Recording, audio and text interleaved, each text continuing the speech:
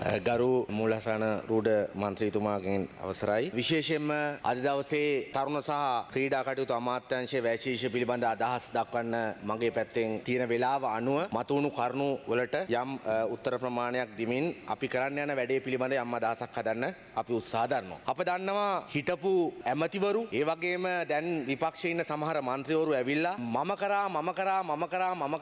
කරා ඇරෙන්න වෙන මොකක්වත් වෙන සාකච්ඡාවක් නැහැ. හැබැයි යා ඒගොල්ල කරපු තරම බලා ගන්න පුළුවන්කම තියෙනවා මේ ආයතන වලට ගියාට පස්සේ මේ ආයතනදී නැවත විමර්ශනය කරන්න ගත්තට පස්සේ අපිට බලන්න පුළුවන්කම තියෙනවා මම කරලා තියෙන තැන කොතනද කියලා. අප මේ සාකච්ඡාව ගන්නෙ මොකද්ද? 2025 අවුරුද්ද කියලා කියන්නේ අපි කියන්නේ මේක පුරවැසි අයවැයක්. මේක මහ ජනතාවගේ අයවැයක්. මේක තාරුණ්‍ය අයවැයක්. ඇයි අපි එහෙම කියන්නේ? ඒකට හේතුව තමයි මීට පෙර අප දන්නවා හැමදාම අපේ මේ සභාවන් දෙදරන්න අයවැය සාකච්ඡා කරලා තියෙනවා. තරුණයන්ට අරමඟ පෙන්වීම කරනවා කියනවා. සවි බල ගන්නනවා කියනවා.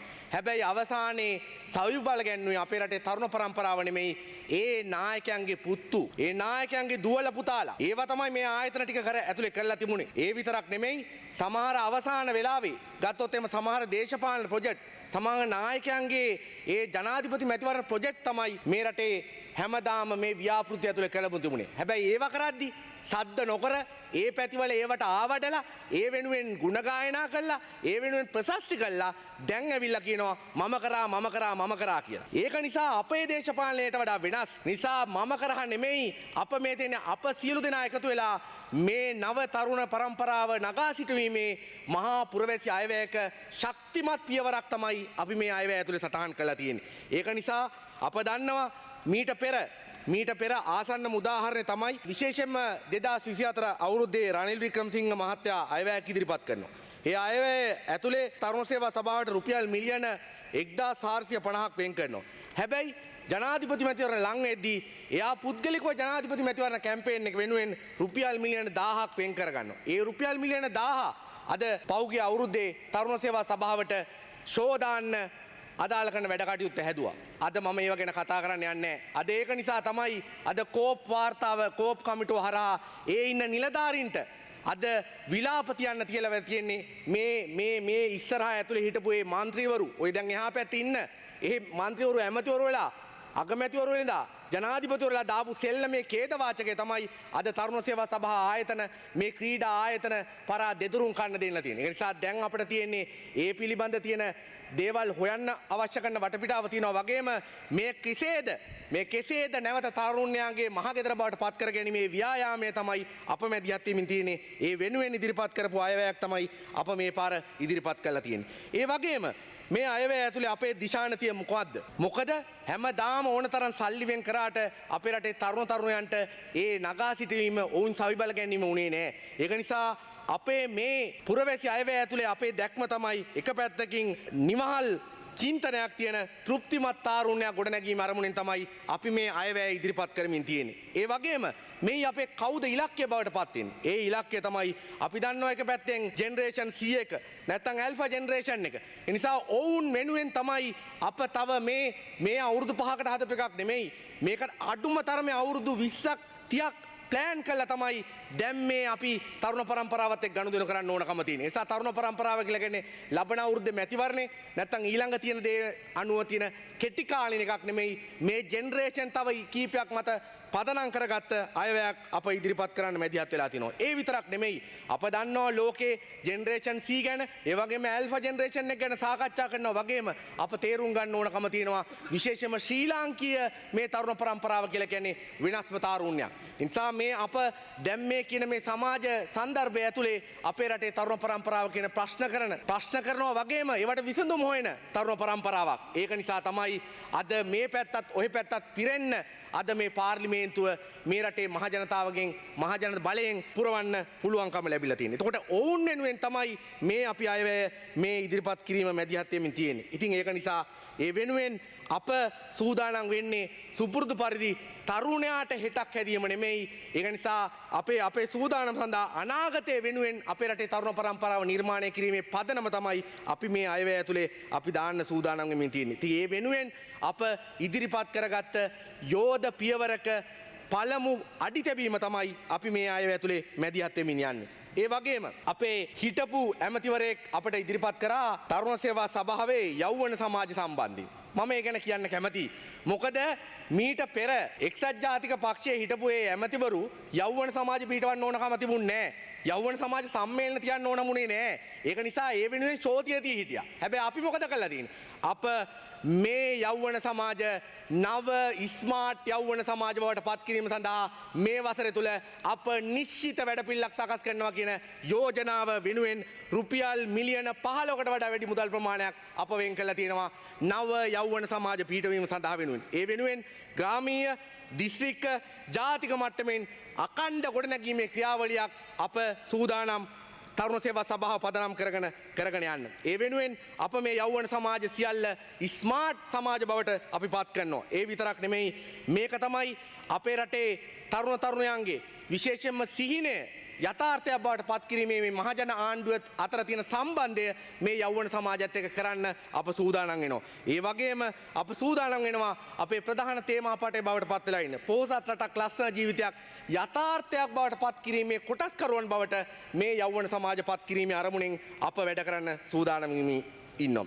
ඒ විතරක් නෙමෙයි මේ වැඩපිළිවෙල ඇතුලේ විශේෂයෙන්ම අපේ ප්‍රතිපත්ති ඇතුලේ අප තවත් සංකල්පයක් අපි ඉදිරිපත් කළා තියෙනවා. ඒක තමයි MMC මල්ටි මොඩල් සෙන්ටර් කියන නැත්නම් බහුවිධ මධ්‍යස්ථාන කියන ඒ සංකල්පය. අප ඒ වෙනුවෙන් රුපියල් මිලියන 50කට වඩා වැඩි ප්‍රමාණයක් අපි යෝජනා කළා තියෙනවා. මේකේ අපේ අදහස මොකද්ද? මේක තමයි අප දන්නවා අපේ රටේ තරුණ පරම්පරාව කියලා කියන්නේ අපේ රටේ ඒ කියන්නේ අද දවස නෙමෙයි අපි හෙට දවසේ දින තරුණ පරම්පරාව තෝරා ගැනීම, ඔවුන් පිළිබඳ සාකච්ඡා කිරීම, ඔවුන් පිළිබඳ අභියෝගය අප බාරගත යුතුයි. ඒ අධ්‍යයනය කරගත යුතුයි. ඒ වෙනුවෙන් තමයි අපි විශේෂම තරුණ පරම්පරාවත් එක්ක ගනුදෙනු කරන්න ඕනකම තියෙන්නේ. ඒක නිසා අප සූදානම් මේ බහුවිධ මධ්‍යස්ථාන නව සංකල්පයක් ඇතුලේ විශේෂයෙන්ම තරුණ සේවා සභාවත් ඒ වගේම යෝන් සේනාංකයත් ඒකාබද්ධ කරගෙන අපේ රටේ තරුණ පරම්පරාව එතනට සම්බන්ධ කරන්න. මොකද්ද මේ MMC කියලා කියන්නේ? MMC කියලා කියන්නේ අපේ රටේ ජීවිතේ විඳින අපේ රටේ තරුණ පරම්පරාව එකතු කරන තැනක්.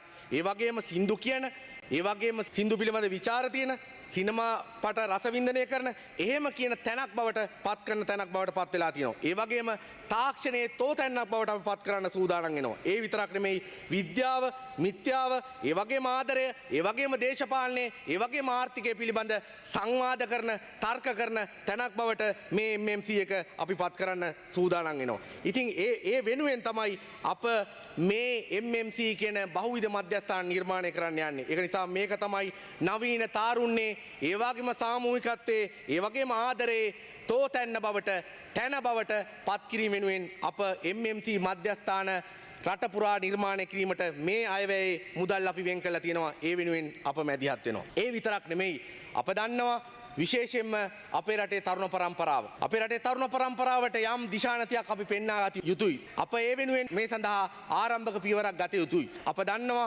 විශේෂයෙන් මේ සඳහා අප හවසට IT කියලා වැඩසටහනක් මේ අයවැය ඇතුළේ අපි ඉදිරිපත් කරලා තියෙනවා. එහි බලාපොරොත්තුව තව විනාඩි 2ක් කාලය තිබෙනවා. අපි එහි බලාපොරොත්තුව කුමක්ද? එහි බලාපොරොත්තුව තමයි අපේ රටේ තරුණ පරම්පරාව ඉන්නවා. හැබැයි අප දන්නවා මේ පහුගිය කාලේ අධ්‍යාපන ක්‍රියාවලිය ඇතුලේ එක පැත්තකින් භාෂාව, අනිත් පැත්තෙන් IT දැනුම ඔවුන්ට අත්පත් කරගන්න බැරි මේ ගැටලුවක් තියෙනවා. හැබැයි ඔවුන්ට යම් වයස ප්‍රමාණය යම් ප්‍රමාණයෙන් අවසන් කියන්නේ තරුණ කාලයේ යම් ප්‍රමාණයෙන් අවසන් වෙමින් තියෙනවා. ඒක නිසා නමුත් අපි මේ තරුණ පිරිස දැන් අපි ජාත්‍යන්තර මානව වෙළඳ පොලේ යම් පංගුවක් බවට අත්පත් කරගන්න ඕනේ. ඒ වෙනුවෙන් තමයි අපි හවසට IT කියන වැඩසටහන අපි හඳුන්වා දෙන්න බලාපොරොත්තු වෙන්නේ. ඒ වෙනුවෙන් අපි දිස්ත්‍රික්ක 25 පුරා පැය 100ක මූලික පදනම් පාඨමාලාවක් පදනම් කරගෙන විශේෂයෙන්ම IT දැනුමත් අනිත් පැත්තෙන් ඉංග්‍රීසි දැනුමත් පදනම් කරගෙන අප පාඨමාලාවෙන් අපේ රටේ තරුණ පරම්පරාවකට එකතු කරන්න බලාපොරොත්තු වෙනවා. එතනින් පස්සේ විශේෂයෙන්ම ප්‍රධාන පාඨමාලා 6ක් පදනම් කරගෙන අප සූදානම් වෙනවා ඔය ඒ ඉන්න තරුණ තරුණියෝ විශේෂයෙන්ම ජාත්‍යන්තර මානව වෙළඳ පොලේ පංගුවක් අත්පත් කර ගැනීම වෙනුවෙන් මැදිහත් වෙන්න. ඒ වගේම ඒ පාඨමාලා 6 වෙනුවෙන් විශේෂයෙන්ම ඔන්ලයින් මාකටිං, ගේම් ඩෙවලොප්මන්ට් ඇතුළු ඊට පස්සේ ඩිජිටල් මාකටිං ඇතුළු විශේෂ IT මත පදනම් කරගත්ත ජාත්‍යන්තර මානව වෙළඳ පොල අත්පත් කරගත්ත ක්‍රියාවලියකට අප සූදානම් වෙනවා මැදිහත් වෙන්න. ඒ විතරක් නෙමෙයි අප මේ ක්‍රියාවලිය ඇතුලේ තවත් සංකල්පයක් අපි ඉදිරිපත් කරමින් යනවා V4R කියන වැඩපිළිවෙල. ඒ V4R එක ඇතුලේ බලාපොරොත්තු වෙනවා අප දන්නවා අපේ රටේ තරුණ පරම්පරාව නව උත්පාදකයන් ඉන්නවා. නව ව්‍යවසායකයන් ඉන්නවා. ඔවුන්ට යම් මඟ පෙන්වීමක් නැහැ. ඔවුන්ට යම් මැදිහත් වීමක් නැහැ. මේ V4R කියන ඩිජිටල් ෆ්ලැට්ෆෝම් එක හරහා අපි සූදානම් වෙනවා අපේ රටේ තරුණ පරම්පරාවට නව ව්‍යවසායකයන්ට නව නිපැයුම්කරුවන්ට ඔවුන්ට මේක හරහා පුළුවන් වෙනවා මේ ඩිජිටල් ෆ්ලැට්ෆෝම් එක හරහා ඔවුන්ට සම්බන්ධ වෙන්න. ඒ සම්බන්ධ වීම ඇතුලේ එතනින් පස්සේ ඒ V4R එක සඳහා ඒ විශේෂඥ කමිටුවක් පත් කරනවා. ඒ කමිටුව ඇතුලේ ඔවුන්ට මඟ පෙන්වීම කරනවා. ඒ ඉදිරිපත් කරන ව්‍යාපෘති සාර්ථකද? ඒ වෙනුවෙන් මැදිහත් වීම කොහොමද කියලා මඟ පෙන්වීම කරමින් ඔවුන් මේ රටේ තරුණ ව්‍යවසායකයන් සහ මඟ පෙන්වීම කර ගැනීම වෙනුවෙන් නව V4R කියන ඩිජිටල් ෆ්ලැට්ෆෝම් එකක් අපි ආරම්භ කරන්න මැදිහත් වෙනවා. ඒ විතරක් නෙමෙයි මේ සභාගාරේ නැති වුණත් අප දැක්කා විපක්ෂයේ හිටපු ඇමතිවරයෙක් එන සද්දෙට ගොඩාක් දේවල් කියාගෙන ගියා. ඒක ඇතුලේ එකක් කියමින් ගියා. එකක් තරුණ සේවා සභාවේ සබරගමුවේ හිටපු අධ්‍යක්ෂවරයෙක් ඉවත් කිරීමක් කළා තියෙනවා කියලා. ගරු මන්ත්‍රීතුමනි ඒ සම්පූර්ණයෙන්ම අසත්‍යයක්. මොකද ඒ නිලධාරිතුමා ඉවත් කළා තියෙන්නේ එතුමාට තියෙන මූල්‍ය වංචාවක්. ඒ වගේම අසත්‍ය ලේඛන සකස් කිරීමක් කළා තියෙනවා. ඒක අප නෙමේ හොයාගෙන තියෙන්නේ විකනාගාධිපතිගේ වාර්තාව මත පදනම් කරමින් තමයි ඒ ඉවත් කිරීම කළා තියෙන්නේ. කිසි දෙයක් හොයන්නේ නැතුව කොහේ හරි තියපු දෙයක් අරගෙන කියාගෙන ගිහලා එළියට යනවා. ඉතින් ඒක නිසා අපේ පිළිබඳ බරපතල ඒ ඉදිරිපත් කිරීම ඉදිරිපත් කරන අතර ඒ වගේම මේ රටේ තරුණ පරම්පරාව ශක්තිමත්ව නගා සිටීමේ මේ පුරවැසි අයවේ පංගුකරුවන් බවට පත් වෙන්න කියලා ආරාධනා කරමින් මගේ අදහස් දැක්වීම අවසන් කරනවා. බොහොම ස්තුතියි මේ කාල වේලාව ලබා දීම සම්බන්ධයෙන්.